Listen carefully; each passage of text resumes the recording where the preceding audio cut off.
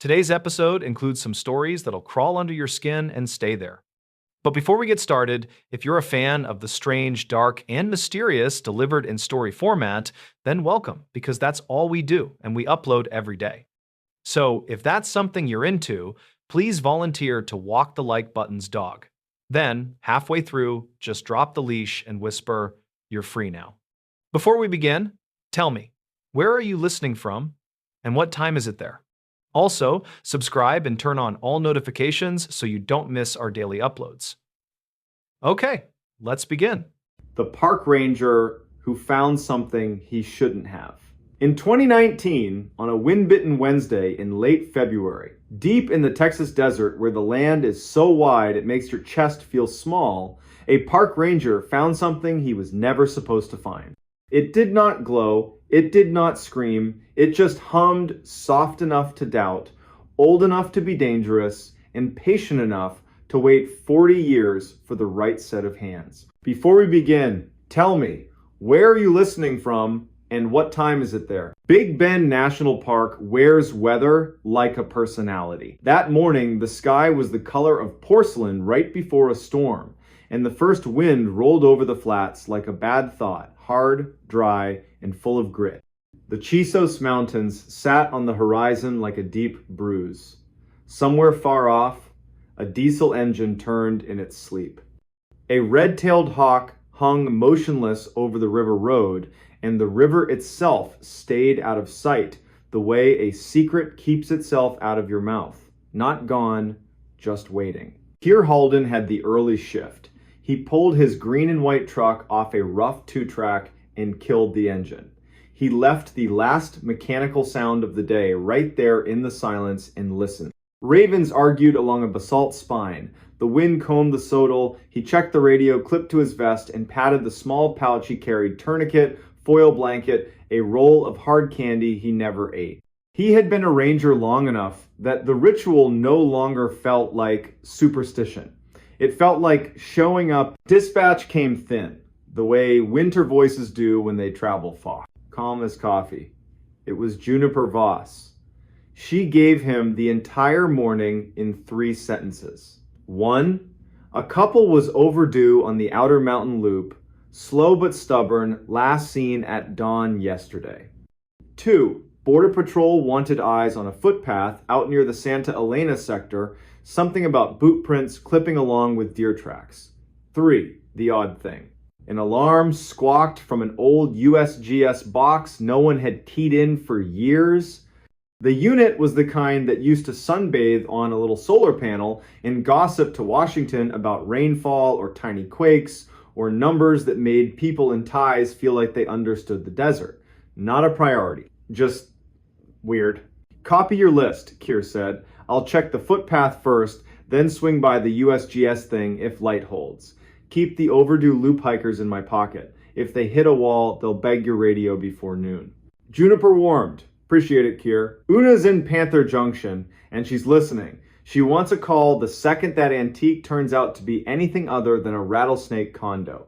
Also, hold on to your hat. This wind eats. My hat and I have an agreement, he said, smiling into the windshield.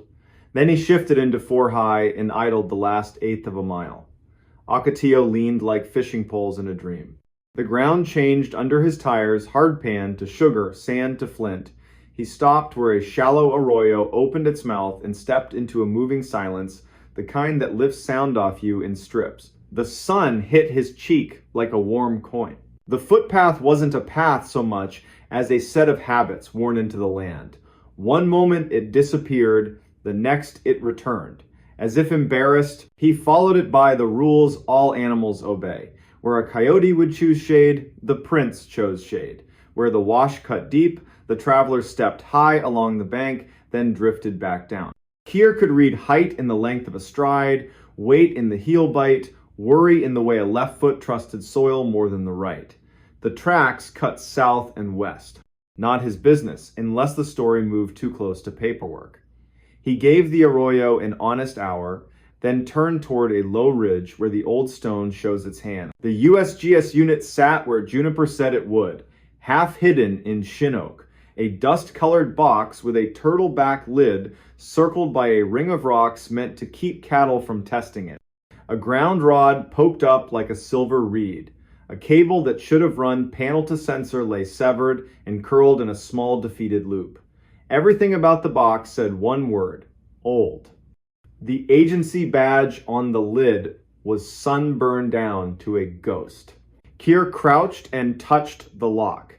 It had been cut once in some other decade, replaced with a newer hasp, then left alone. He had bolt cutters in the truck. He also had a phone and a supervisor whose caution had kept more people alive than anyone would ever be able to count. He radioed Una Ketteridge and reported only the facts, no adjectives. Feels like a history lesson, Una said. But it pinged the system. Could be a dead battery hiccup, could be a bored cow, could be a deer with opinions. Use your judgment. If you cut it, I want eyes on whatever you see. On the walk back to the truck, the wind had put on a better shirt. It had shoulders. He returned with the cutters, braced the box between his knees the way you steady a barrel, and bit through the hasp in one clean press. The lid lifted, reluctantly, seal hiss, a sigh. Inside, a spray of sand in a neat gray well. At the bottom, dry as the moon, sat a metal cylinder the size of a coffee can, strapped in place. A conduit ran out of sight underground, snug, official. On the cylinder, a hand-etched label slept under yellowed tape. Lechuguilla Array, Node C, date July 1976. Keir didn't say anything out loud. Lechuguilla is a cave in New Mexico, days to the north, in a world underground, but the word tastes like limestone and men with carbide lamps. He snapped a photo, sent it to Una, and waited. The wind set a hand on the oaks and took it back. Una returned with a name, Harlan Sevier, at USGS. He says that's a shock sensor, not seismic. They use them at the tail end of certain tests to see if anything rattled. He also says if you'll be a saint and bring the cylinder here, their archivist will buy him dinner if it's got the word Lechuguilla on it. Happy to fund your stake, Keir said. One more look before I break the strap. He slid a hand along the cylinder. The metal felt cool, as if the sun hadn't mattered to it. His fingertips found a folded paper tucked under the strap. He pinched it free. A field, tag time, weather, who to blame. The ink had softened but held. The name on the tag wasn't one he knew. Ivar Cade. Below the name, replace node C if hum persists. Call Rourke. Keir sent a photo of the tag. This time, Una took longer to answer. When she did, her tone changed the temperature of the room he was standing in. Rourke Delmont used to be a deputy in Terlingua, she said, retired to a house outside Marathon with too many cats and a ham radio. If his number still exists, Juniper will find it under the paper nobody ever looks under. Bring the cylinder. I'll have Juniper patch you through when she digs him out. Before lifting the cylinder, Keir did one more thing. He leaned down, put his ear near the well, and held his breath the way EMT school teaches you to make a room go quiet. He heard exactly what anyone would expect to hear. Nothing. Or, if you wanted to be honest with yourself, the faintest, straightest suggestion of something metallic remembering its job. Not a sound you could brag about, not even a sound you could swear to. Still, he felt it the way you feel, a draft in a closed house. He wrapped the cylinder in a blanket and set it behind the truck seat. The wind decided they were partners now. On the drive to Panther Junction, he kept his hands loose on the wheel while his brain ran two lanes, one labeled hikers, one labeled hum. The radio whispered, then cleared. Juniper. And then another voice riding in on her line, dry, amused, patient, like a man people invite to funerals because he won't make it about himself. You found something that used to pay my salary, the man said. Rourke Delmont, please tell me you didn't open anything that says do not open. I don't drive after lunch. Keir told him the story from the top. Rourke told one back. It started in the 1970s when men wore ties into the field and ended when people stopped writing months out longhand. The short version, at the end of a certain era, a few hush-hush pieces of gear got planted in places they didn't belong and then forgotten when one team assumed another team would clean up. It wasn't sinister, it was human.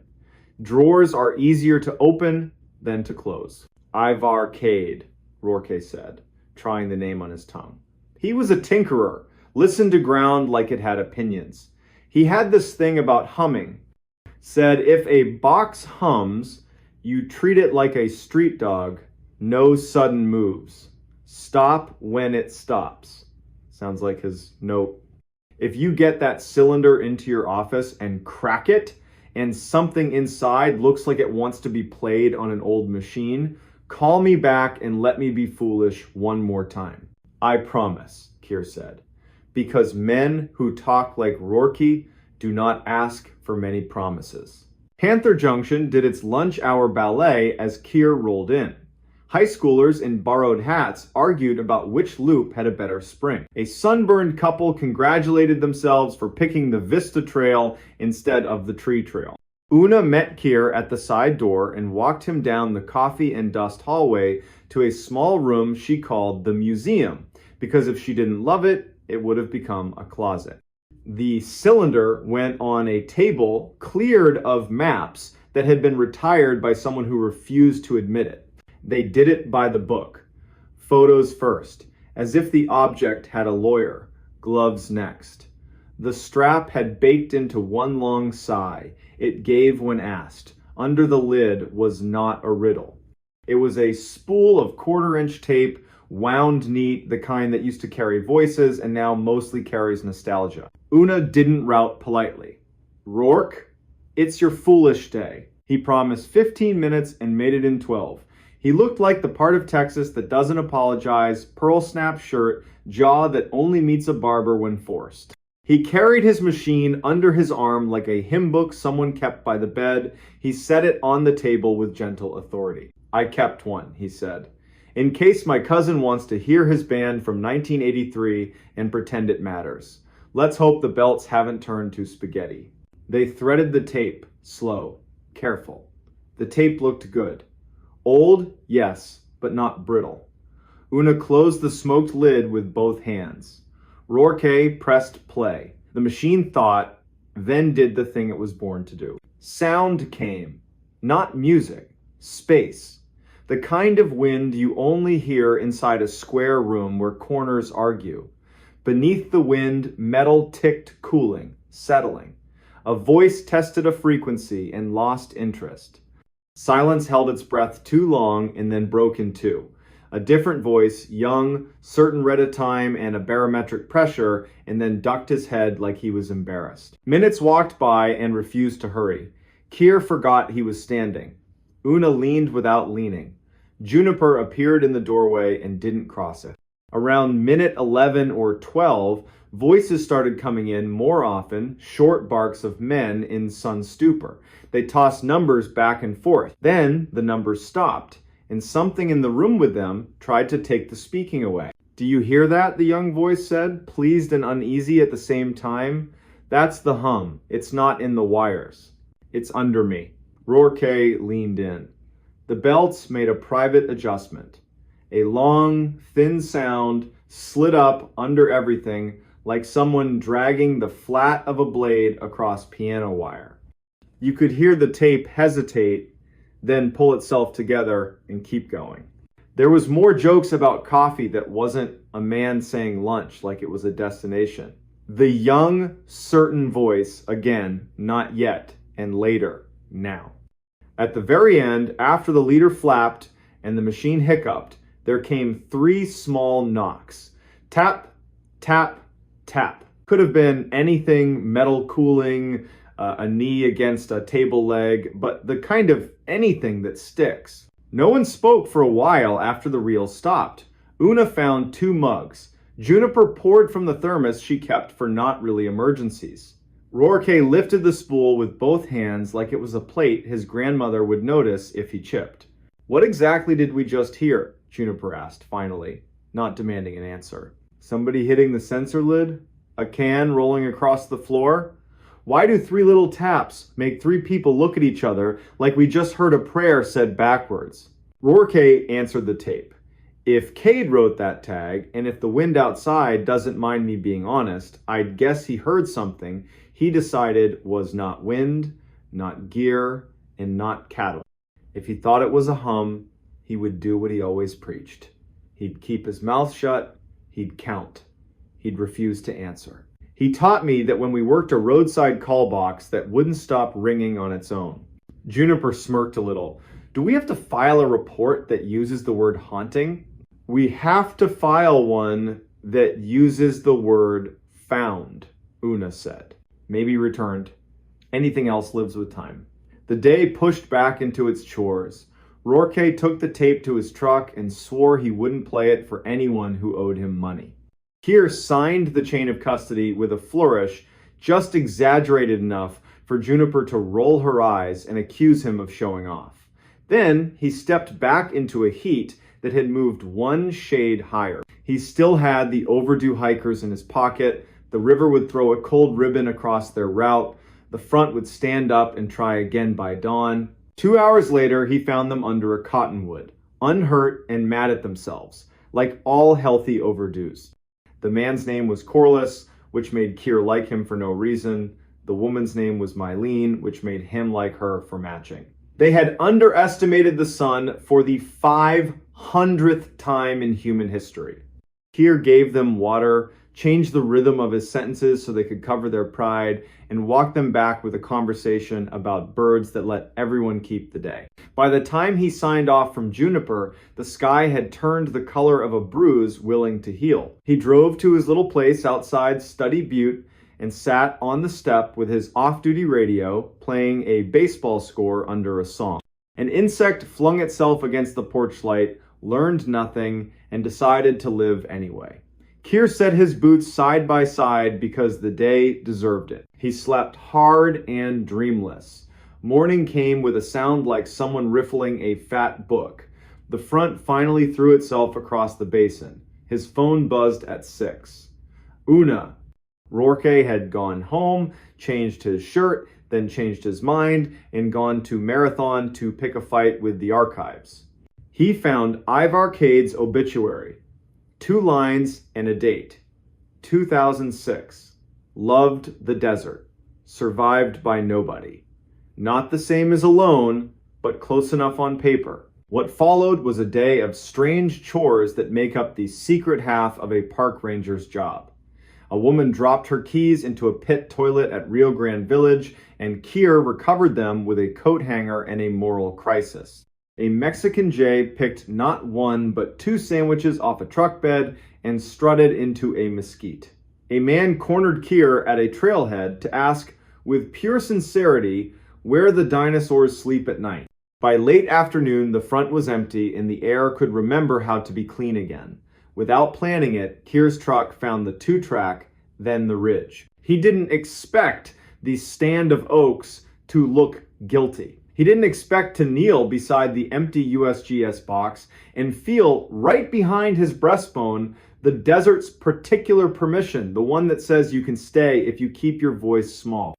He put a palm on the metal and counted to 10 without breathing. Then he exhaled and counted to 10 again. A raven landed behind him and made a single rude comment.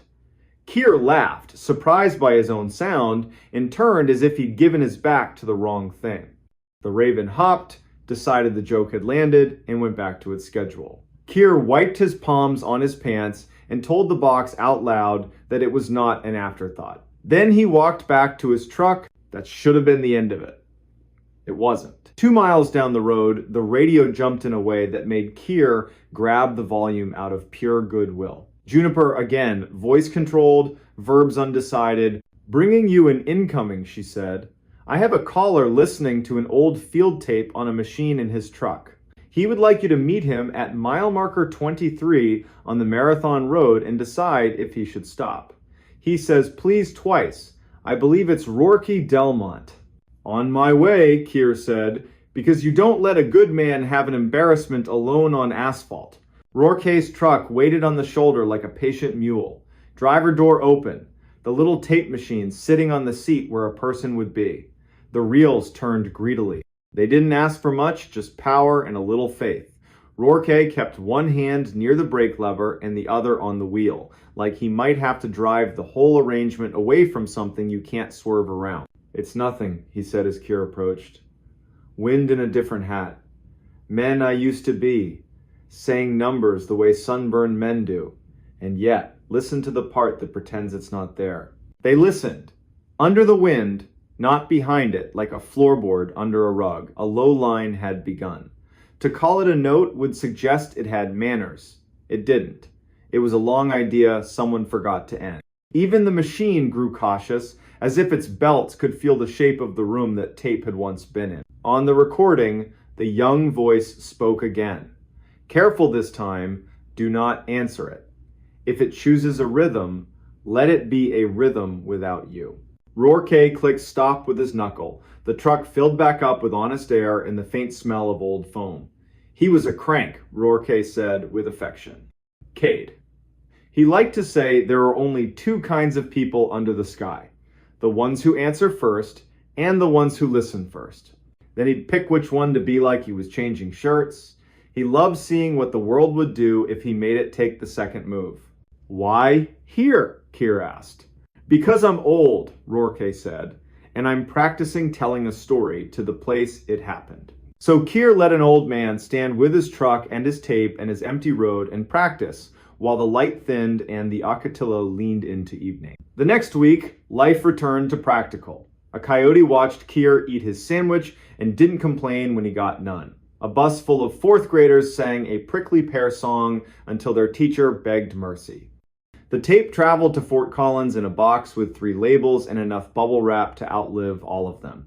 Harlan Sevier wrote an email full of thank yous and jargon that made gardening sound attractive. Una allowed the museum to be a museum for 1 more hour. Juniper added a sticky note to her console that said hum in tidy pen. She said it was a reminder. Nobody argued. Spring showed up like a kindness you don't deserve, but take anyway. Wildflowers did their loud, brief job. The river had just enough weight to trick children into thinking it was permanent. Keir took 2 days in a cabin near Terlingua and practiced being nobody. He woke once with a name in his mouth that wasn't his and laughed at the rafters for the body's weird tricks when the mind is too full of story. Late April brought a letter to Panther Junction on paper that believed in itself. Una slid it open with a pocket knife just because it's always fun. Ione Greathouse, archivist, wrote in a tone you'd expect from someone who can't believe she's paid to do what she loves. Thank you for the cylinder, thank you for the tape. They had duplicated it and cleaned it until someone might mistake it for modern, though its real value was in the fact that it wasn't. As for the hum, it did not exist in the tape as a measurable frequency. It existed as a missing one, a hole where numbers stopped trying to be numbers and then remembered themselves. The packet included a transcript with timestamps and that one line that still put a chill on the back of everyone's neck. Do not answer it. Keir read the whole packet at his little table by his one window. He read it slowly, the way you set out water for an animal you hope will trust you. Then he called Rourke and offered to drive up. "Bring limes," Rourke said. "I'll bring something that burns properly." They sat on Rourke's porch while the cats did criminal things around their boots. "What did we find?" Keir asked the dark. He wasn't asking for nouns. Rourke lifted his glass, set it down. "Proof of boring bravery," he said. "Men in a small room under a big sky who decided not to be interesting in the wrong way." They heard a thing they couldn't own, named it hum, counted it, refused to answer, ate lunch, and went home. Then they left us a spool no one cared about until a winter wind told it to wake up. A train with no business being that close laid a ghost horn over Marathon and moved on. Cats faced the horizon like it owed them. The stars did what they always do after weather, brag. The next morning, Keir stopped by the museum. The empty cylinder sat on a shelf at eye level. The card below it said the simplest possible thing. Found near oak? Returned to desk? The rest lived between the wind and anyone willing to lean close. On a Friday in May, when tourists arrived like convoys and the park gets louder on the surface and quieter underneath, Keir hiked up a dry wash and saw 3 small round marks pressed into dust on a flat rock in the shade. He touched one lightly with the back of his middle finger. The way you test a skillet you don't trust. The marks were fresh. They could have been made by a walking stick. They could have been made by the end of a tape case. They could have been made by a raven being too literal. He took a picture anyway. Then he wiped the rock clean and laughed at himself, because the rock did not mind and did not notice. That night he called his sister in New Hampshire to hear how her voice could make heat talk about snow. He told her a version of the story with the precious parts swapped out for ones that wouldn't. She said she loved that he had a job where silence came with rules. He said he loved that she had a job where noise had neighbors. They hung up like families do when there is more to say and no hurry to say it. Summer leaned in, heat stacked on heat.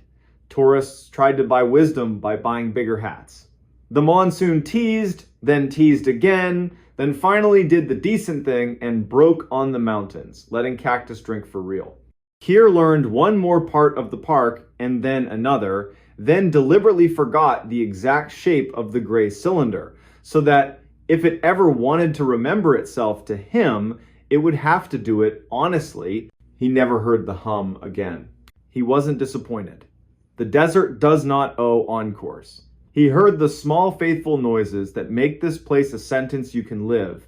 In quail cubbies rustling like loose paper, the groan of a truck asked to be patient, a woman laughing in a campground when a child said the stars were a spill. He filed 2 reports that month that used the word found and did not once use the word weird, which felt like progress. Now and then, on a long stretch between somewhere and nowhere, Keir would thumb the radio and ask Juniper the only question you ask a dispatcher who has saved you from your own hurry more times than either of you can tally. What's your world tonight?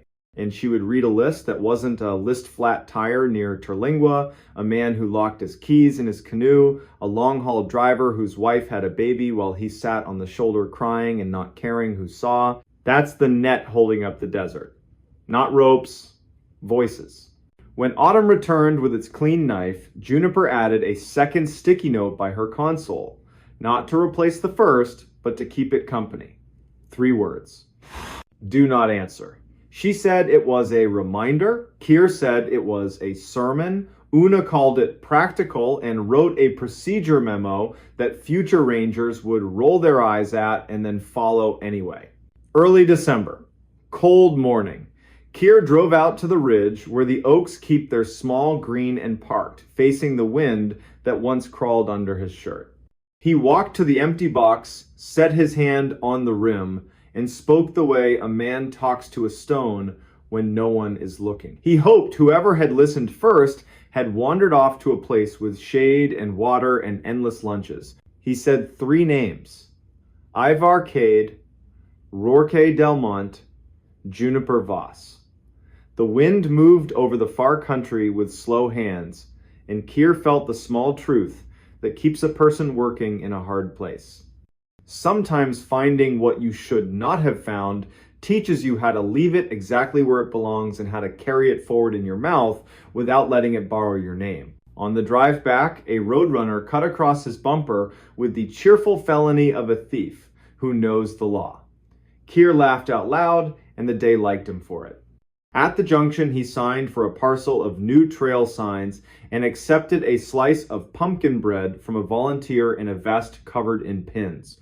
Una raised a hand in the hallway and, without slowing, told him to go home and let the evening keep itself for once.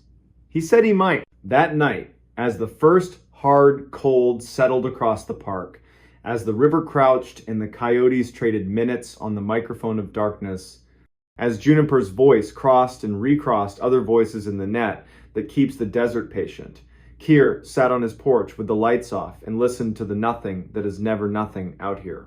He set his palms flat on the wood. He let the day lift like steam. When a small breeze passed his ear, he did what the wise do in rooms where something asks to be answered.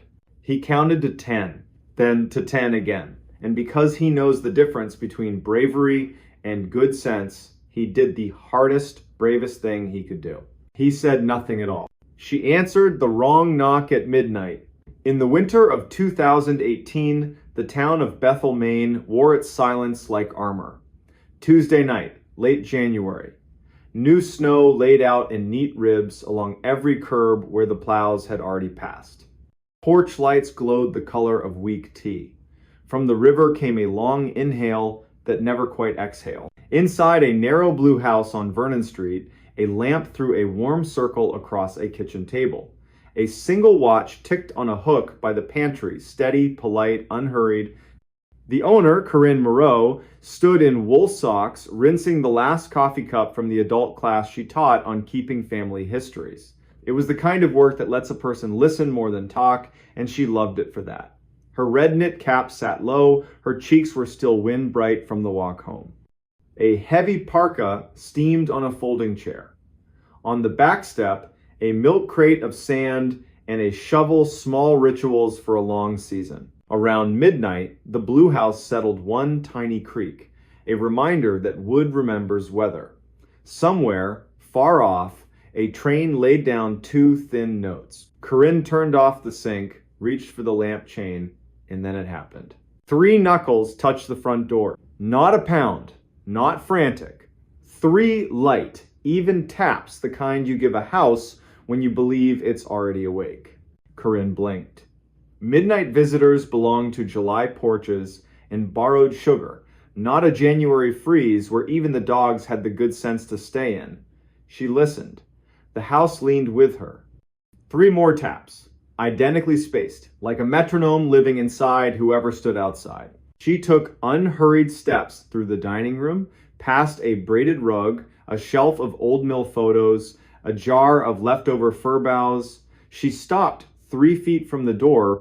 Bethel is the sort of town where you can identify a neighbor by the shape of their boot prints. She hadn't heard any prints come up the wooden stairs, but new snow swallows a lot of sins. She set a hand on the chain. "Yes?" she called level. "Who's there?" A pause long enough to count to 4. Then a soft, tired voice, young or simply worn out by the night. "Sorry, ma'am, I'm looking for the Deans. Wrong house, I think." The Deans lived 2 streets over near the school. Mustard clapboard, perennial porch light. Corinne pictured a face gone red with cold and embarrassment. She kept the chain engaged, turned the deadbolt, and cracked the door an inch, then 2. Cold came in like a hand. No one stood there. In the pale coin of her porch light, empty boards, black wet seams where snow was melting on the rail, the faint hiss of flakes falling without wind. The street lay smooth and unwalked, a quilt. She lifted her eyes. Nothing moved. "Hello," she said. "I heard you. I can help you find the Deans." Silence. Something in her, something practical and sharp, disliked the game. She shortened the chain 1 link and eased the door shut. 3 more taps. Not at the door, at the living room window. Light, quick, like a sparrow asking to be let in. Corinne pivoted, left the front door on its chain, crossed to the dark window, and clicked on the lamp. In the glass, she saw her own reflection, cap low, mouth set. Outside, a blank yard, lilac bushes and white shoulders, no prints pushing toward the house. Behind her, the chain made a tiny metallic sigh, as if the door had settled. Corinne wasn't a fearful woman, she was a list maker. Lists fix chaos. If there's a problem in Bethel, somebody has a phone number for it. She reached for her mobile, found it under a magazine, and let the screen light her cheek. She considered reasons. A teen dare, a drunk apology, a stranger embarrassed to need help. She flipped the light to flashlight and went back to the door to test the chain. On the second link, the metal popped a bright tiny snap, a necklace breaking.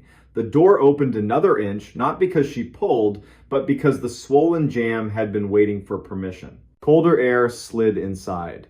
The porch looked like static.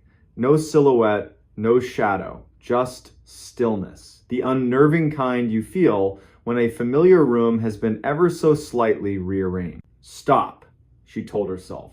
The door, the night.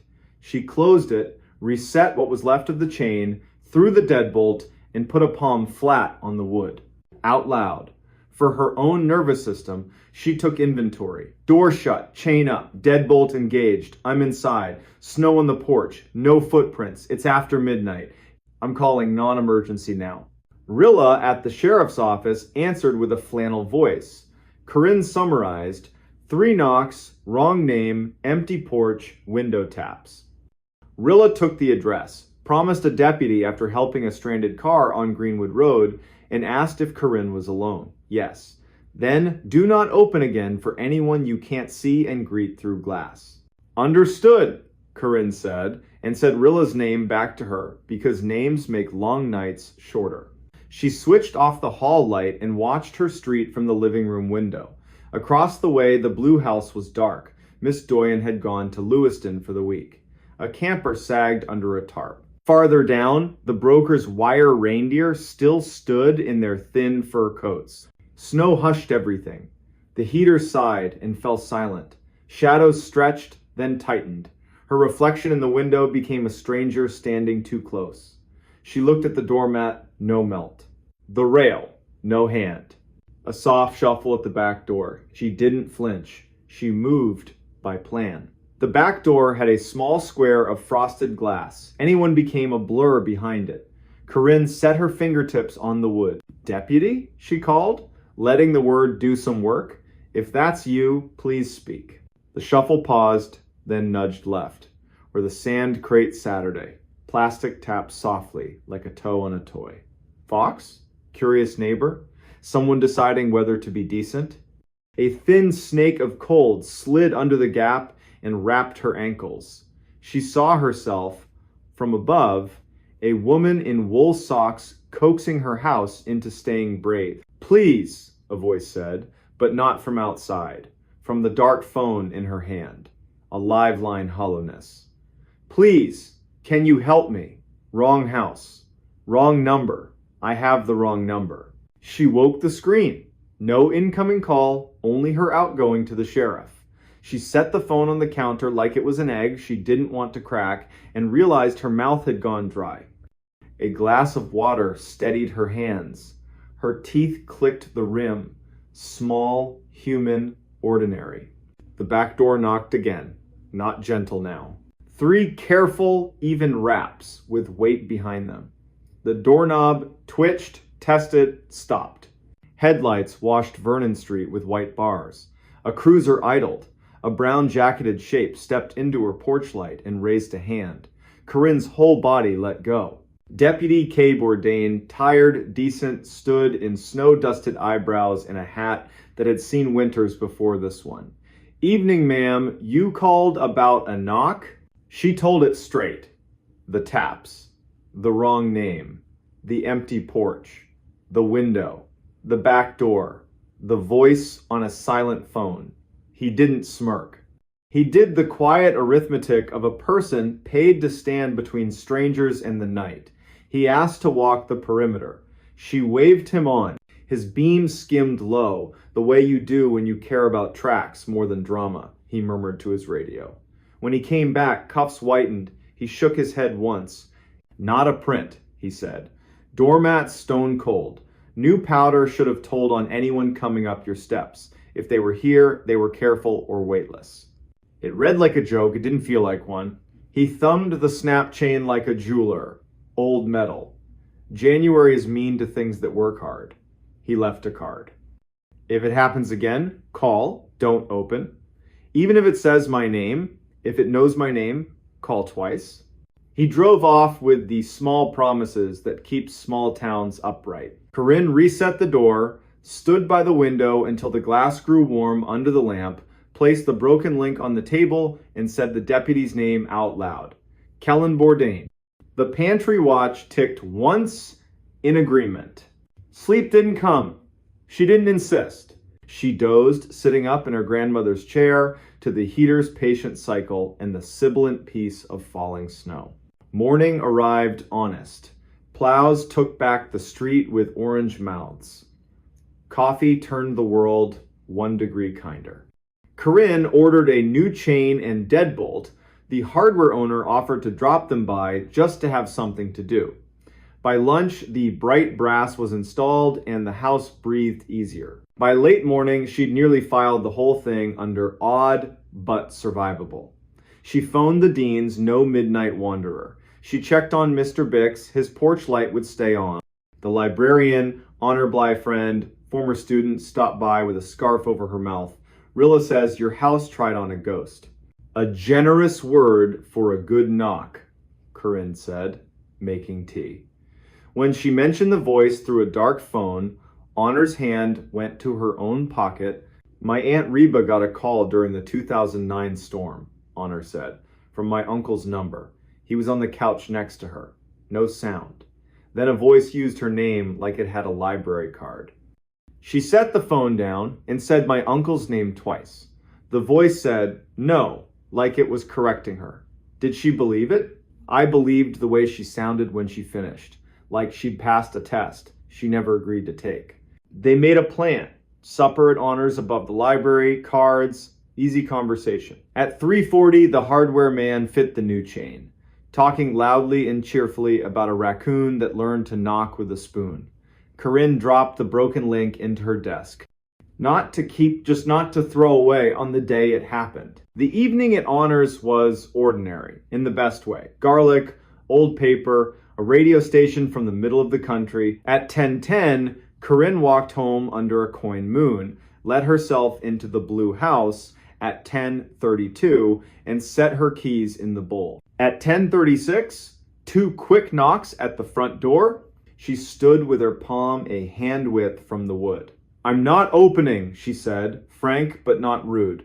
Say your name and purpose or try another address. Silence. Then the almost bass of a voice felt in the chest more than heard. Please. Wrong door, wrong number. Same words. Heavier. She killed the lamp, let the room go, exterior, scanned the street. Plenty of prints now from a day of living, but none fresh to her steps. The kettle clicked on the stove. The ordinary arrived right on time. She poured tea, decided her mouth would speak only on purpose. At 11:03, 3 polite knocks at the back door. She dialed non-emergency again. This time Kent answered voice like sand. A car was close. She thanked him twice. She braced her feet, let her body remember its own width, watched the frost square turn the dark to lace. The knob didn't move. Deputy Bourdain returned, eyebrows full of starlight. We're going to pretend I came because I missed your lamp, he said. They walked the lot lines. His light wrote arcs on snow. They listened to soil with their hands. He left another card and one practical instruction. If she left town, tell him. He'd swing by. Saturday passed. Sunday brought distant bells and a walk for oranges. Monday pulled bright curtains, then closed them early. No knocks. Corinne's shoulders dropped. Tea tasted like kept promises. The broken link stayed unchanged in the drawer. Then Tuesday, full circle. At 11:56 p.m., 4 minutes shy of the same hour, a voice came from the little radio by her kitchen clock. It was unplugged. It said her name quietly and asked if she was there. Her throat chose its loyalties. She approached, didn't touch, listened to the way vowels met consonants, stepped back, and said, like iron, that the county had rules for midnight and she was old enough to follow them. It tried other doors. The living room vent pinged her name as the heat came on. The phone rang with no number. The dead doorbell found its resurrection. Each time the voice asked for a person, not a favor. It tried town names like Keys, Miss Doyon, Mr. Bix, Honor, Rilla. It even tried Kellen Bourdain, as if it had learned the card in her hand. She smiled despite herself. Deputy, she corrected the air. Not tonight. She let the tea go cold. She laid no hand on any handle. She apologized for nothing, not even her stubbornness. At 3 minutes past midnight, she felt it lose interest. The house exhaled. The radio remembered it was a radio. Air moved room to room with nothing to ask. Corinne set the kettle once more, carried a mug to the window, and stood until her reflection looked like a person whose name had been kept safe. Then she slept like someone had tucked a quilt around the town. Over the next week, stories salted Bethel. A woman on North Road heard a screen door open and close for nobody. A late dog walker heard tapping on stop signs like a patient hammer. The mail carrier heard her name from a garage and almost answered before remembering what day it was. No one was dragged into snow. Locks held. People learned one sentence and used it when darkness stood close. Not tonight, not this house. When the river loosened and the sun laid a silver road across it, Corinne and Honor watched the water tell itself a story. They ate pie at the diner and called fine what it was victory. On the way home, Corinne passed the Dean's Mustard House and thought of that first polite voice. She detoured, set a gloved hand on their rail, and said their name into the wood, a practice she'd adopted, give places back their proper nouns. At her own door, the new chain shone ridiculous and perfect against blue paint. She ran a thumb over it and heard the small metal truth. Tonight will be ordinary. Keys in the bowl. The watch ticked. The heater hummed. The fridge sighed like an old man. From the street, 3 knocks. Not on her door, on the blue house next door, where Miss Doyon's son-in-law was picking up the last of her winter clothes. A harmless sound, not a summons. Corinne felt sudden tears. The body likes to test itself and then be returned to ease. She laughed Small Bell back in tune and said the sentence she meant to keep for every winter that followed. We don't answer the wrong knock at midnight. We count it. We name the hour. We call the people whose job is the porch. And we keep our names warm inside our mouths until morning reminds every room who belongs where. In spring, when the town smelled like wet earth and hope, Corinne swapped the fur for tulips, oiled the hinges, watched the river take its time. In summer, she carried the broken chain link to the bridge and tossed it in. It flashed once small, bright fish and vanished. She stayed to listen to the water write its own sentences, wearing the quiet expression of someone who had been invited to a test, had closed the door gently, and had chosen again to stay. The girl who walked home twice. It was 1930-something. The air smelled like wood smoke and apples. Drizzle turned every porch bulb into a little planet. The high school had cut loose early for the game in Lexington. Band kids fogged up a bus with laughter. Tires hummed along the Maury. Ione small like a willow, tough like one too, didn't go.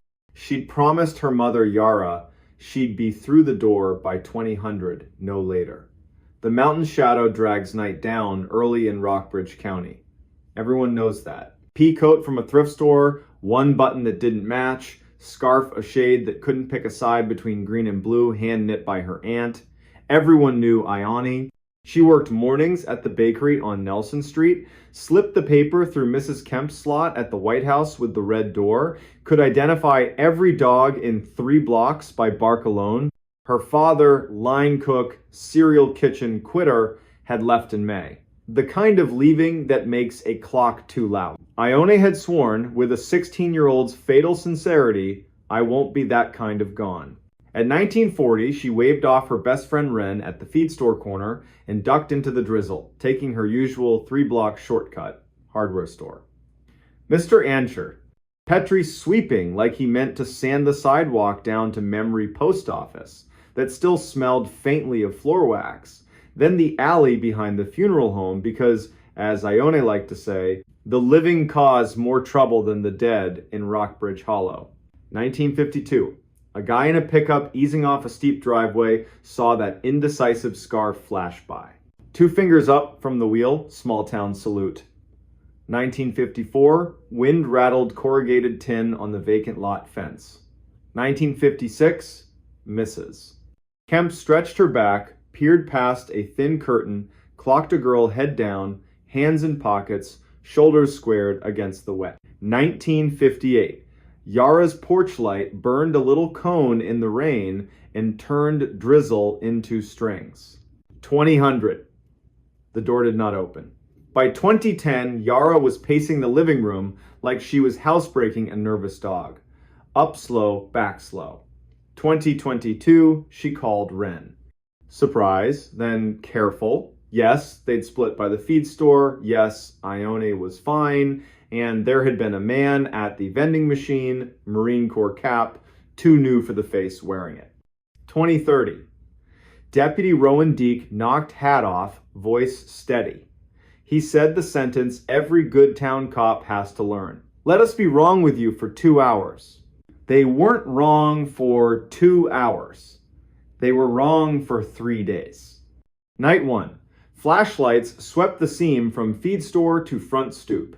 Same bad gravel by the alley. Same puddle at the sycamore. Same warped funeral home step everyone knows to skip. Drizzle turned into mean rain. 0320. The band bus came back. Windows fogged a different way. Kids fell into waiting pickups. Mothers squinted through wipers. A boy named Ash told his dad by accident the worst sentence. I saw Ione behind the funeral home. She had her scarf. When? Just now. And when he turned to point, there was only rain. Saturday pooled in neighbors' kitchens, coffee, quiet, too many glances at the clock. Sunday, the county AR's net droned on the old repeaters. Negative contact. Monday morning, the school band played half a shade slower in the auditorium. The principal looked 10 years older when he lifted his head. At 16:20, that gray Monday, headlights smeared along Route 11.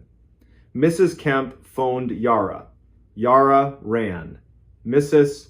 Kemp, who hadn't run for anything since 1989, got there on ring 2, breathless and unpoetic. She is on your porch. Ione stood under the porch light, hair slicked flat, scarf dark with rain, coat buttoned wrong, hands in pockets, eyes bright in a way the sky hadn't earned. The bulb made a perfect oval on the boards, like the house had been waiting for its mark. She blinked once, slow, smiled, small and real. The exact smile she wore, setting a cinnamon bun on a plate like a promise. The sound Yara made porchwood still remembers it. Hands to her daughter's face. Sweetie, why did you make me wait? Ione stepped in like she'd only just noticed, wet as cold after 10 minutes. Shoes kicked off in their forever spot.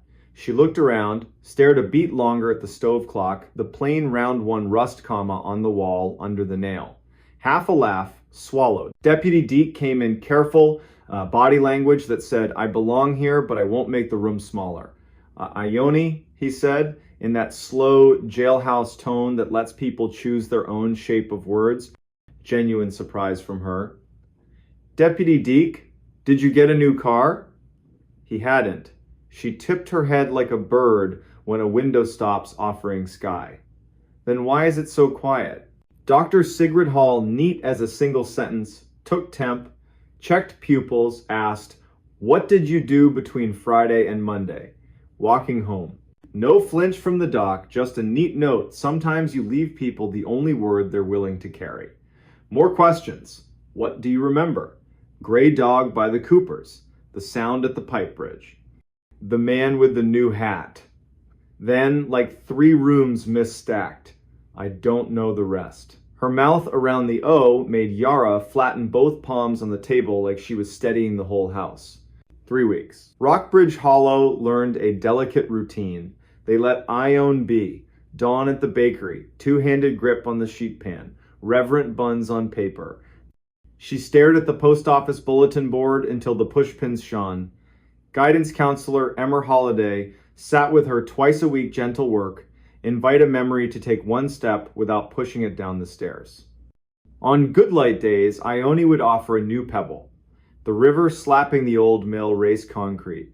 A walnut leaf rafting a puddle. Someone saying her name like her question, and she not turning her head. December showed up in one unsentimental dump of snow and refused to leave. Yara learned to sleep an hour at a time. The wood stove learned the new schedule without judgment. Christmas came with casseroles, feed store gift cards, and one perfect scarf from a woman who couldn't afford to buy it and a woman who couldn't stand to see the old one anymore. By March, the Maury pretended to be more than a river, and a fisherman found the marine cap downriver of the pipe bridge. He called it in and didn't touch it. Like a weird engine smell under your hood, you hand straight to a pro. The man who'd worn it had drifted back to Roanoke the day after Ione was found, paid his motel bill, smiled at an elevator that apologized for itself, and left. The cap had no story the town could use. Spring, summer, peepers screaming, telephone wires singing when the wind drops off the ridge full of opinions. In September, 1 year minus 2 months, 17-year-old Ione stood in Yara's kitchen at 1943, poured tea she didn't want. Tired in a way sleep can't fix.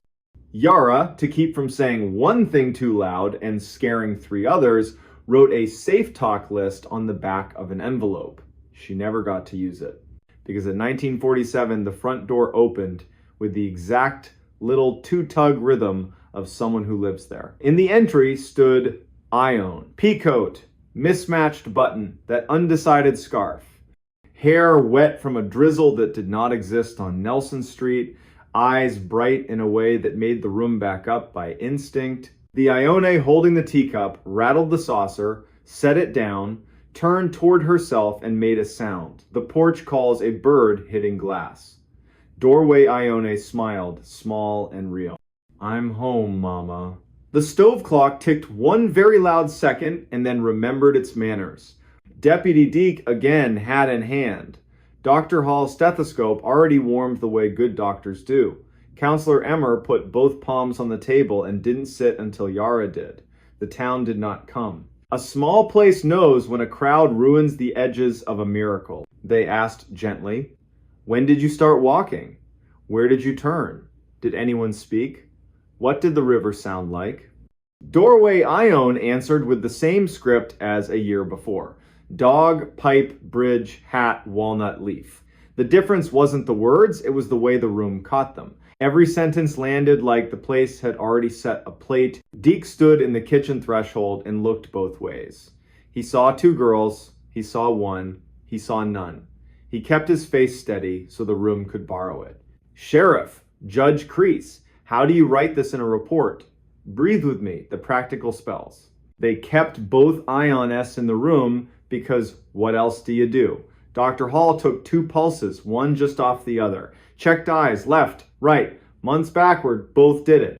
2 wrists, 2 heartbeats, both wrong in different right ways. Her face gave nothing away and everything all at once. 2140. Somewhere down the block, a stubborn riding mower coughed into one more season. Emmer broke the spell with 2 perfect lines. "We're going to give the new arrival an apple, and then gentler. And we should stop calling her the new arrival." They gave her the apple. She held it like a small planet, looked at it, at the clock, at Yara, at Ione, at the hallway, to the bedroom where long division and bird names had been learned. Then, matter of fact, not triumphant, not afraid, "There are 2 of me here." The tone wasn't a request. It was a math answer. She had finished counting and was waiting to be told what the number meant. The town did what towns do when the world tilts and insists it's always been level. They made order. Cedar chest to the living room. Second bed. Pastor Rowe came kind mouth. Better history. He knows how to talk without turning a room into a church by force. The sheriff, the judge, and a university woman from Lexington with a voice that makes you believe machines can help without showing off. Her term, identity event. It looked great in a report and was useless at the kitchen table. That night, Yara dozed and woke, and dozed and woke. Twice, she stood in the doorway and watched 2 girls sleep by lamplight. One hand out of each blanket, palm open the exact way Ione had always slept, as if catching sleep required a hand ready. Twice, her mother hand reached to pull a blanket higher and shook in a brand new way. Morning stretched the house back to its old shape. The bus hissed at 07:45. The driver glanced at the porch without meaning to. Mrs. Kemp knocked once, left rolls and a note with only the date she believes. Inked things are harder to argue with. The university woman returned, politely eager. Separate mic channel. Smell test, cinnamon, eyes closed. A metronome on the table whose pulse keeps time. She packed up at noon with good manners and eyes full of a curiosity that doesn't need oxygen. For a while, Rockbridge Hollow held. The girls washed dishes in a choreography that invented itself in 48 hours. Tea the same way. They walked the block at dusk together. They did not cut behind the funeral home. When they slept, their breathing went just out of phase, then remembered itself. Like two clocks learning, they didn't have to impress each other. Then the bill came due. Day 10. A pale circle under older Ion's left collarbone coin-sized, cooler than the skin. Dr. Hall's smile stopped at her mouth. Her eyes kept the truth. Sketch on the chart, pictures keep you honest when words want to pose. Day 11. A match on newer Ion's right collarbone. Day 12. Two circles bloom, each wrist, opposite sides, opposite girls, like a mirror taking inventory. By day 14, the girls had learned to move like two people carrying one big tray through a narrow door. Day 19, they'd invented a way to argue that didn't injure the room. Day 21, the circles resolved into a constellation the doctor couldn't name, and then, just as impolitely as they appeared, they faded. Not all at once, one by one, soft as a hand, smoothing a wrinkle back into weekday skin. Day 24. Dusk, the hour when Rockbridge problems either introduce themselves or forgive you for not noticing newer Ione stood on the porch, undecided scarf at her throat, and looked toward the feed store, the funeral home, and that walnut root that heaves the curb. I should walk, she said. Older Ione, very quiet. I'm tired of walking. Both were true. Yara chose the loudest kind of bravery that makes no noise. We'll walk together to Pastor Rose, she said, and lend him our feet for 1 block. Then we'll come home. They did. The town watched by sweeping already clean porches. The girls returned, ate, slept. The circles faded, like a bruise deciding not to be dramatic. Day 31, 05:20. Newer Ione rose, made tea she didn't want, folded the undecided scarf on the table, smoothed it with both hands, thumbed the mismatched button, and laughed without humor, private joke between her and the world. She opened the door to rain that wasn't there for anyone else and a porch light that was. She stood on the exact board as the year before. Turned, as if to give someone permission to follow. No one did. Step 1. Step 2. By step 3, Yara was awake. A mother knows her child stares. Ione, she said, not church voice, house voice. The girl smiled. I am going home. She stepped into a drizzle only she could feel. The porch light held her one heartbeat too long. She walked 3 blocks, hands deep in pockets, cut behind the funeral home, past Mrs. Kemp's window. Mrs. Kemp stood to stretch and saw a girl head down through sheer curtain and did not lift it. She had learned a hard lesson once and refused to write a new one. 5:54, Yara's door opened again. Older Ione, the one who'd returned that impossible Monday in the year 2004, stood in the entry with her scarf in one hand and coat over the other arm, crying and not crying, joy and disaster braided. Mama! No words back. Some truths are for skin, not air. Yara crossed the room, palms on her girl's face, while the clock hung its seconds without comment. By noon, the rain that hadn't been real for anyone else gave the day back. Dr. Hall, efficient, kind, wrote 2 lines she'd never bother a medical board with. Their grammar wouldn't survive. Older Ione, warm, steady pulse, lesions fading, appetite back. Newer Ione gone. Pastor Rowe delivered a casserole he hadn't cooked. He's learned how to honor offerings without stealing their credit. I don't know what to call the second walking, he admitted, voice low. The first wasn't a trick. The last wasn't a theft. When the porch asked for a witness, they gave it one. That was right. Weeks stretched. The house learned gratitude without building a festival around it. Ione went back to mornings at the bakery, face to the heat, wrists remembering cinnamon's weight. The Tuesday dollar tip from Mrs. Kemp, return some customs, survive any weirdness. One Sunday, Wren braided Ione's hair on the stoop and didn't cry until the knot that spot where promises and prayers looked the same. Deputy Deke waved with 2 fingers and didn't slow. Habits keep towns from unraveling. Sometimes in late fall, when the walnut drops a single leaf onto a puddle and the river at the pipe bridge sounds like the old mill remembering, people here say, without moving their lips much, that they saw Ione walk home again. They don't mean a ghost. They mean a woman carrying her own shape through weather that didn't deserve a name, and for 15 sidewalk steps they felt porch lights turn on in their chests and were kinder to their own breath. Years later, one Sunday in the year 2019, Ione worked the bakery counter with her daughter, on her hip, hair loose because the day hadn't asked for more. A stranger out of state ordered a coffee and said it the way outsiders do. "Are you the girl who walked home twice?" Ione looked at him, then at her daughter, then at Nelson Street drawing its honest line toward the river. "I'm the woman who did her best in Rockbridge Hollow," she said, kind, firm. The stranger made a sound halfway between sorry and disappointed and took his coffee to go. That night, the porch light over Yara's door hummed like it has for 15 years. Little transformer in a housing that outlived storms, bulbs, and one remarkable season. Walnut leaves fell in 2s and 3s. The stove clock kept obedient time even after time had misbehaved. Yara sat in her chair, listened to the night count itself, and felt the house settle into its old bargain with joy and fear. She spoke one true sentence into a room that had earned it. "My girl walked home.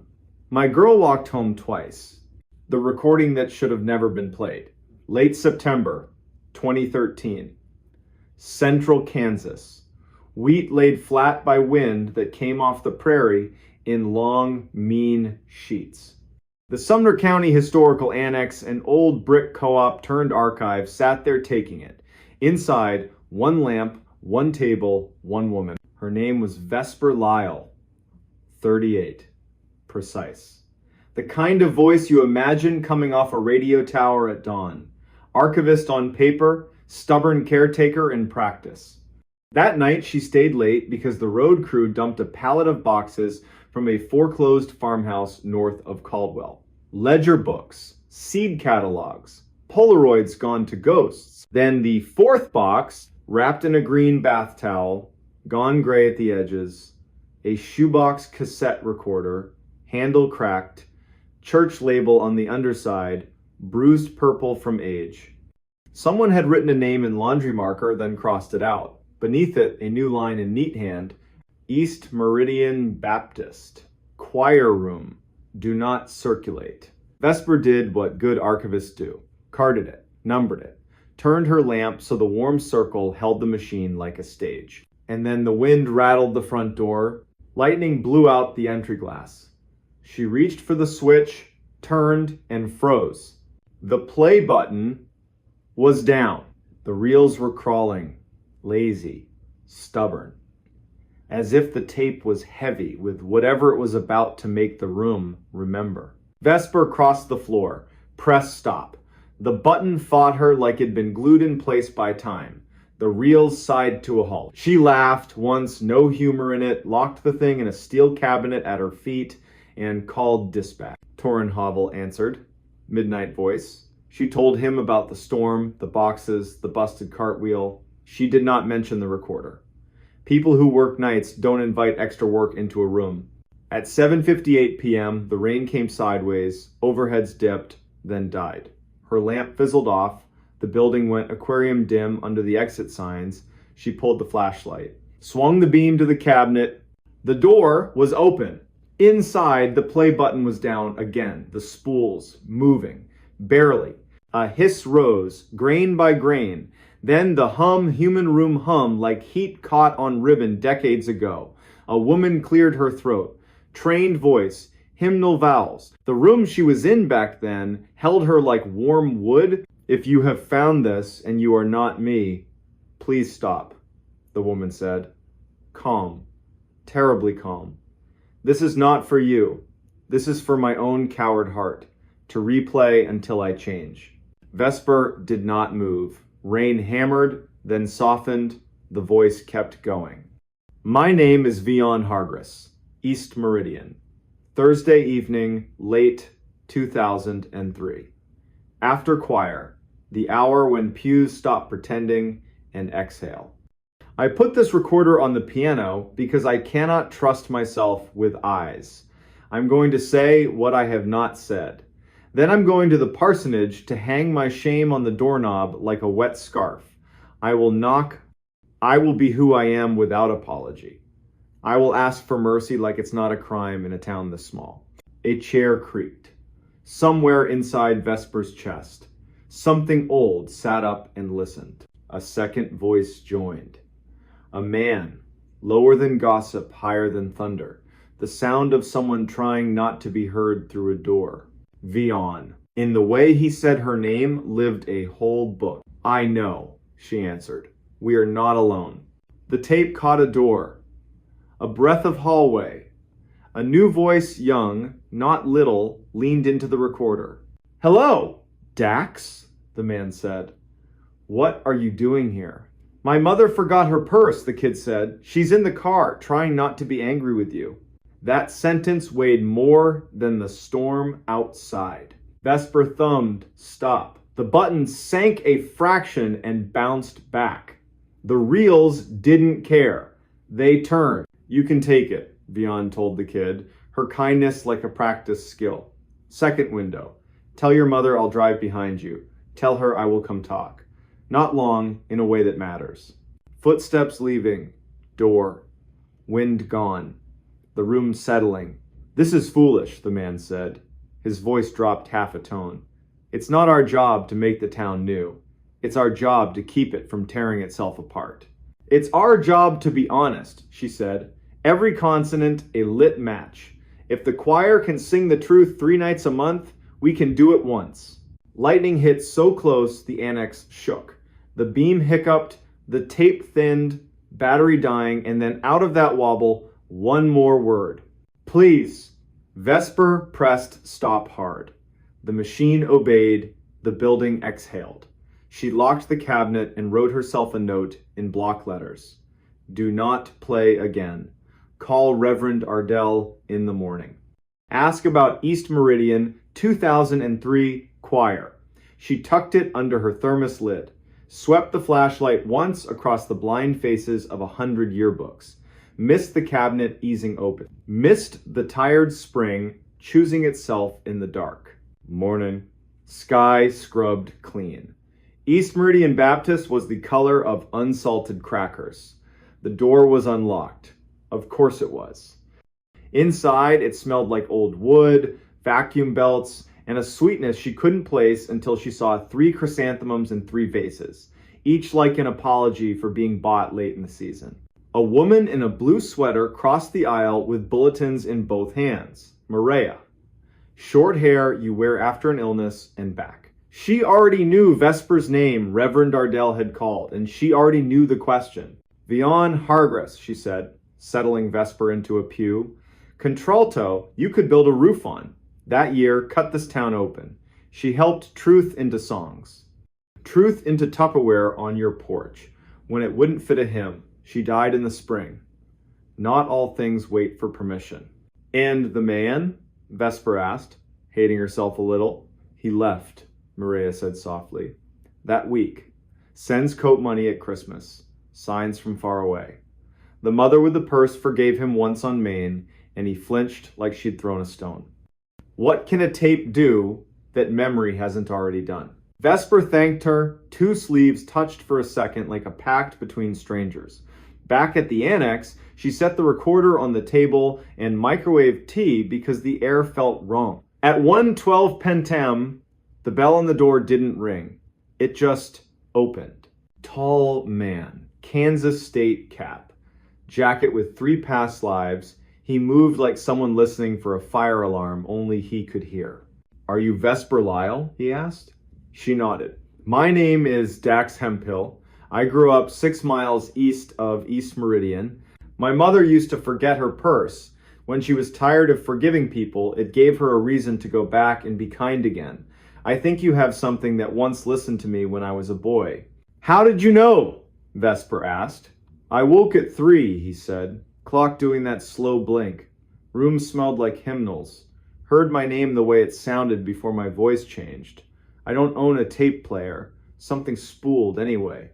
I remembered a night when a woman's kindness saved a man's job and a boy's faith." That kind of memory doesn't come back unless it's been invited. I think you invited it. She made him tea because that's what slows air. Told him about the recorder, the way it wouldn't stop, the please. He nodded like it fit a sore place he thought he'd hidden. Asked to hear it. She said, "No, do not circulate," was written on the object itself, and archivists respect talismans. He asked again, but didn't move closer. The kind of stubborn she trusted. "I don't want to hear me," he said. "I want to hear her. The breath before she speaks. I want to remember what decency sounds like under bad lighting." Vesper turned the brass key. Lifted the machine with both hands. Wrote a sticky note in plain sight. Hargress permission pending. Listening requested by Dax Hemphill. Then she pressed play. Hiss. Blanket of old air. Vion again, scratch brave. "If you are not me, stop. If you will not stop, at least do the kind thing and listen all the way through. I am done being half brave." The machine jumped ahead on its own, like it knew where today needed to land. Back to the two voices after the kid left. Tires over road seams. "We cannot," he said. "We must not. You will kill what mercy they have for me." "We can," she said, steadying him by syllable. "We must. Do you think the Lord is confused by us?" He said her name. She said his. The tape spared the names. Names belong to kitchens and porches, not cassette spools. The room on the tape breathed wood, carpet, a beat-to-death piano, a hymn board with 4 numbers that looked like a secret only children can't crack. Then a knock. Not on the room's door, on the recorder. A tiny mosquito tap. A fingernail keeping a body from saying a big thing. Dax flinched. Vesper's eyes swept the annex. The annex held its breath, the way a building remembers why it was built, to store dangerous things gently. Vesper didn't stop it. Sometimes kindness is letting a sentence finish. "Fine," the man said, with funeral tiredness. "Fine. We will be what we are. Names in the paper. Second pew. Let the looks do their best and fail.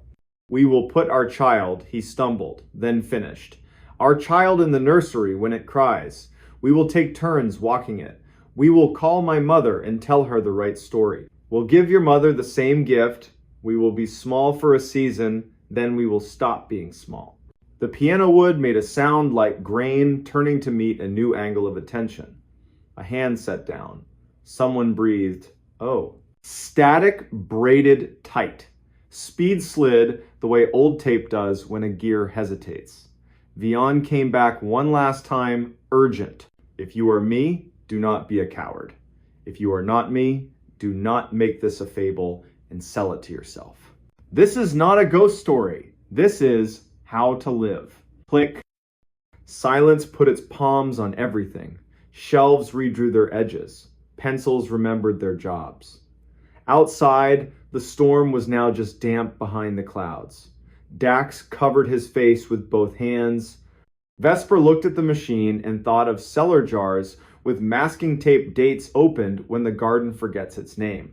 She hammered stop until stop decided to be true. Then came the work. Permission to request. A call to a woman 3 counties over who still carried the Hargress name and who, when she heard, said she had been waiting for that tape the way Valley people wait for apricots in June. Restrict access. Update the finding aid. Replace the sticky with a letter. And for 1 minute, they let the room have them. Archivist and stranger. Woman and man. 2 people sitting still, while an old backbone straightened inside a machine. Word got out anyway. It always does. Pickups, break rooms, space heaters. The story got wrong fast. A curse, a warning, a revival. They said it was a tornado siren played backward. They said if you listened at midnight, you'd hear your name the way only your grandmother said it. They said the recorder had no batteries and played all night. None of that was true. The truth was smaller, harder. The recorder played when lonely people stood too close and forgot to tell themselves the truth in time. In November, Torin at dispatch heard his name, clean as winter, from the shelf with the lost and found bin. He stood up, said his name back out loud, into a room where another human could hear him, and the sound left the way regret leaves after 2 beers and a nap. He called Vesper. She told him to throw a towel over it, like you darken a bird cage when the bird thinks it's dawn. Reverend Nardell came at 2 on a weekday when Son made long rugs on the annex floor. He asked to listen, cried without apology. Told Vesper he hadn't known back then how to keep rooms safe and people brave, and that the two were actually the same. He left a check for the leaky gutter. Memo line for roof. Nothing else. What else could you write? Winter sharpened everything. Spring mud had birthdays. Summer made the annex smell like paper and dry lemon peel. Vesper kept working her quiet miracles. She learned what thunder could change and what it could never touch. Late August, the tape did its last trick. It broke. Vesper was there, Dax too. He'd started stopping by, fixing the bad wheel, changing the bulbs nobody's ladder liked, because sometimes people earn comfortable silence after the first hard thing gets said. The machine chewed a loop into its own teeth. Vesper cupped it like a panicked bird. "It's okay," she whispered to plastic and time. "We've got you. We're listening." She had 3 clean copies made on a professional deck in Wichita. Masking labels, fire safe box, permissions tucked like seed packets, on each in her sharp hand, to be played with consent only. And under it, softer. "Do not use this as weather." On the anniversary of the storm that shoved a box of wrong memories into her life, Vesper sat in the back pew at East Meridian. The building hummed with the quiet electricity of rooms that have been forgiven for what was done in them and what was refused and are willing, finally, to be only rooms again. Maria slid her a peppermint. They didn't say the names they weren't saying. The Hargress family wrote, "Keep it where it's surfaced. Don't let people make a party out of it. Let students hear it who think bravery is always big. Let tired people hear it when they need proof that decency can be made with 2 hands and 1 good sentence. Keep the names off. It doesn't need them." There was coffee and cookies in the annex hallway and a microphone that squealed once and then behaved. A reporter asked a trembling question. Vesper answered like someone who refuses to stage a drawing room drama when a kitchen table will do. "We're not here to gossip about the dead," she said.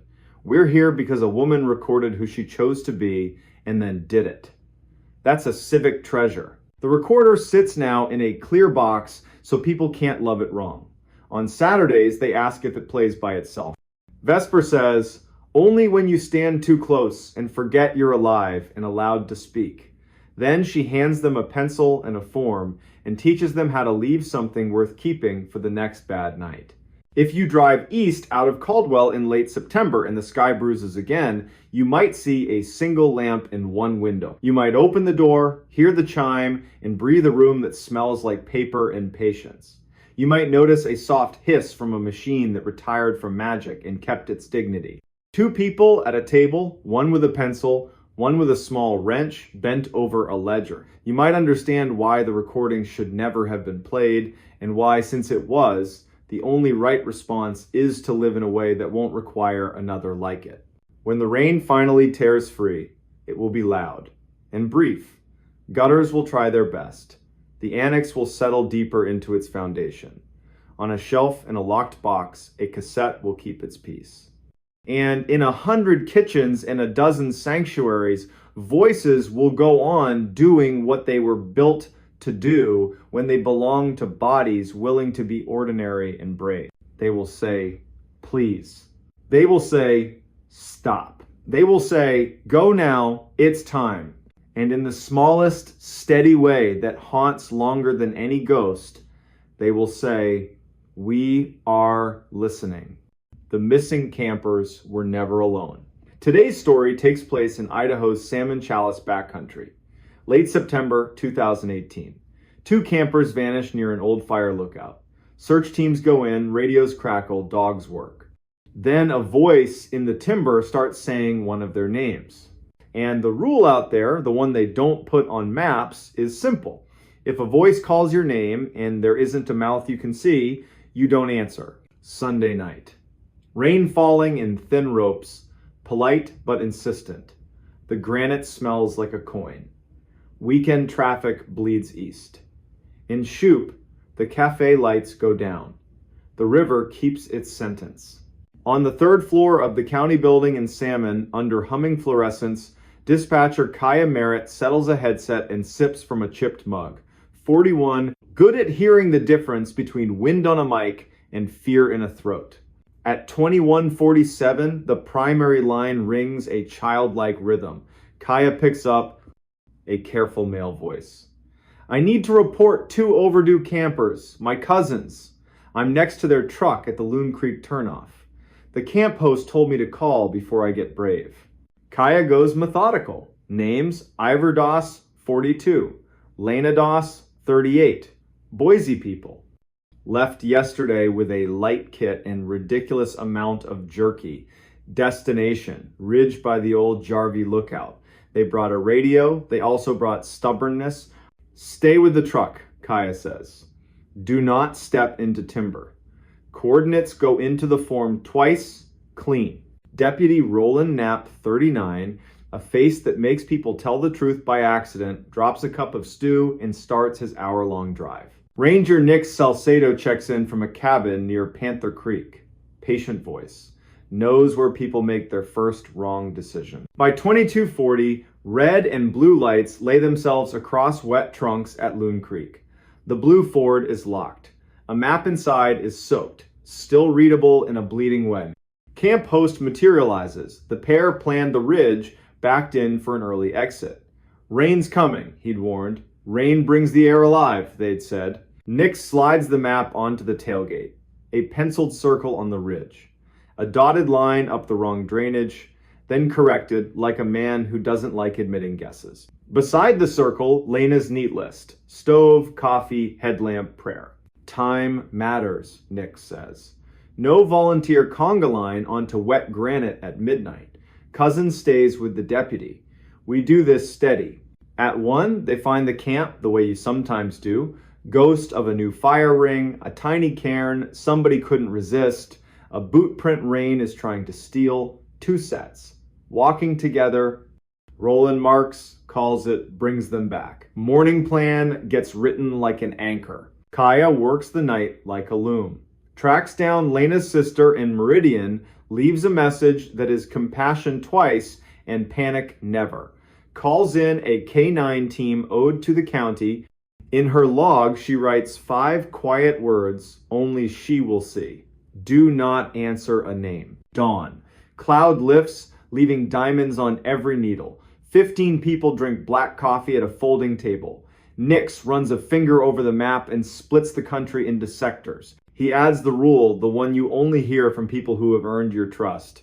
If you hear a name and there's no visible mouth, lock eyes with your buddy, say their name, make them say yours.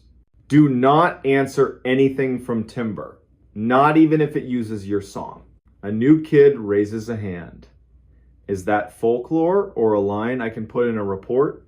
It's how you get home for lunch, Nix says. Teams move out with that respectful, quiet September pines demand. Dogs in bright vests quarter the slope. One line takes the spine, another slides into a black burn, snags like busted metronomes. Thayer, the cousin who made the call, walks with Deputy Knapp, not because he should, but because men who wait at trucks break in slow ways. At 9:19, a dog gives a small bark. I found your idea, not yet your person. Handler Ione Taggart slips among ferns and retrieves a rolled shirt under a low lodgepole limb. Damp collar. Tiny stitched L. Bag. Tag. Ritual keeps hearts from shouting. 10:52.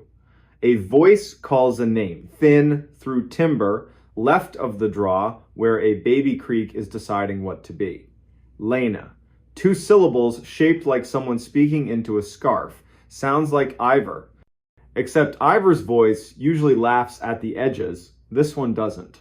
It says her name and waits like a bridge. Nix lifts a hand. Heads swivel. Everyone refines a face. Thayer. Thayer. Roland. The voice tries again. Help. A dog bristles, then thinks better of it.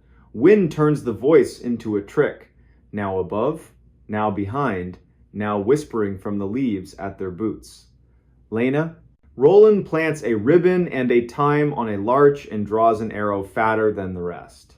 We don't answer, he says, calm enough to steady the world. We mark and move. By noon, sun saws through the cloud and turns steam into foxfire. Teams reset. Dogs drink in wide licks. The medic truck ladles sugar into paper cups. Kaya slides each bead of the day onto a string, times, places, and a line that means more than the paper can hold.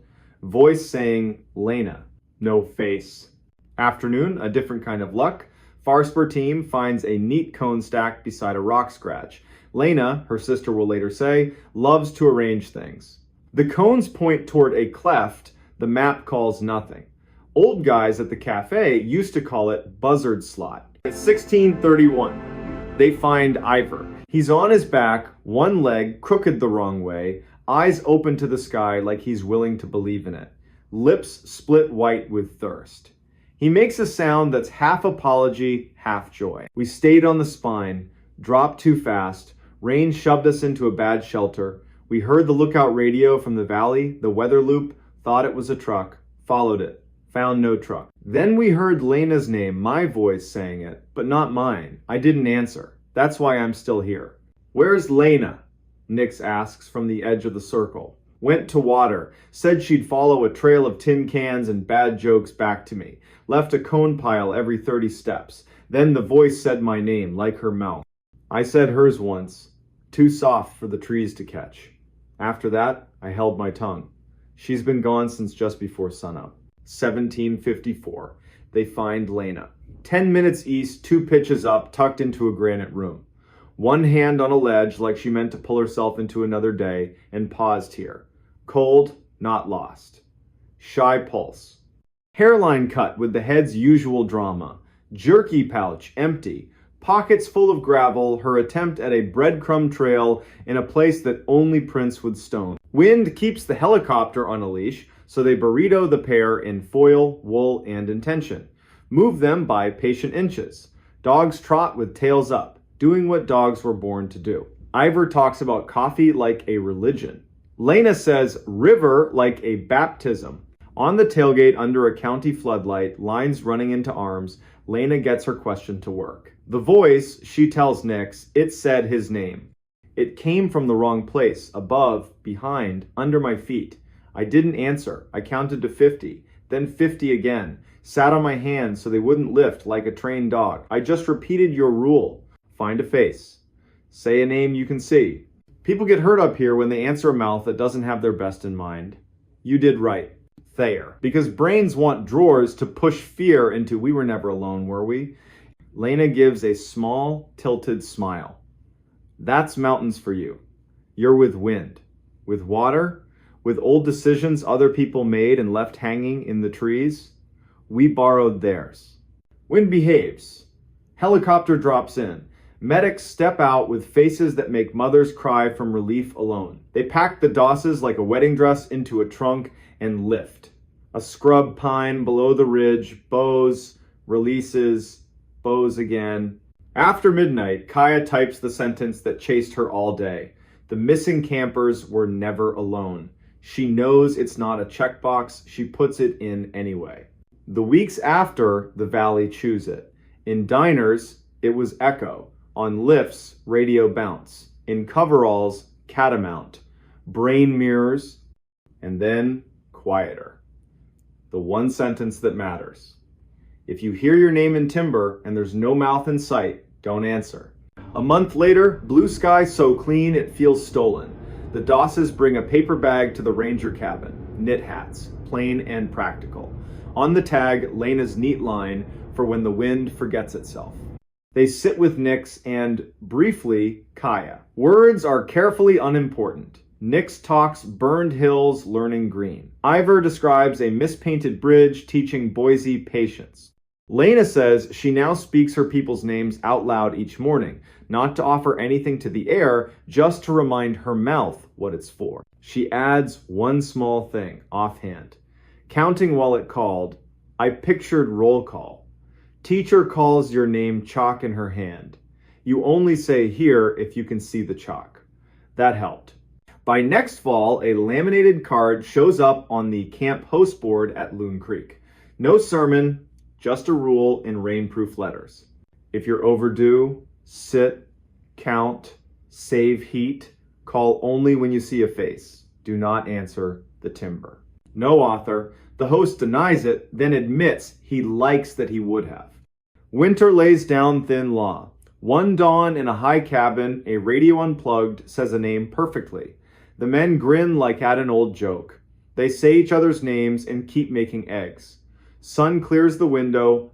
They follow the line they marked in gray light and find a snowmobiler parked like a guy at a bus stop choosing a story.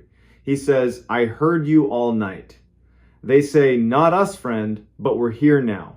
Years later, at the Shoop Cafe, Sunday closing time, you might hear it slide by. Loggers arguing about draws, a couple practicing their baby's name, somebody at the counter saying, those campers below Jarvie, they weren't alone. Nobody is out there. The hills keep you company, sometimes too well. If you catch Kaya after a shift, headset marks on her face, she won't give you a ghost story. But if you ask what she learned that September, she'll look at the river and say this: listening is work. Names are tools. Home is where you only answer when you can see who's asking. A town can hold itself together with a quiet rule repeated by people not interested in drama. She might even add, very soft, that the missing campers were never alone, and neither are you, if your hands stay steady and your mouth remembers when to keep its strength. Then she'll tip well, step into a night that smells like pine and iron and rain, and head home where a clock mutters forward, a radio sleeps politely, and the mountains lean in, listening like they always do.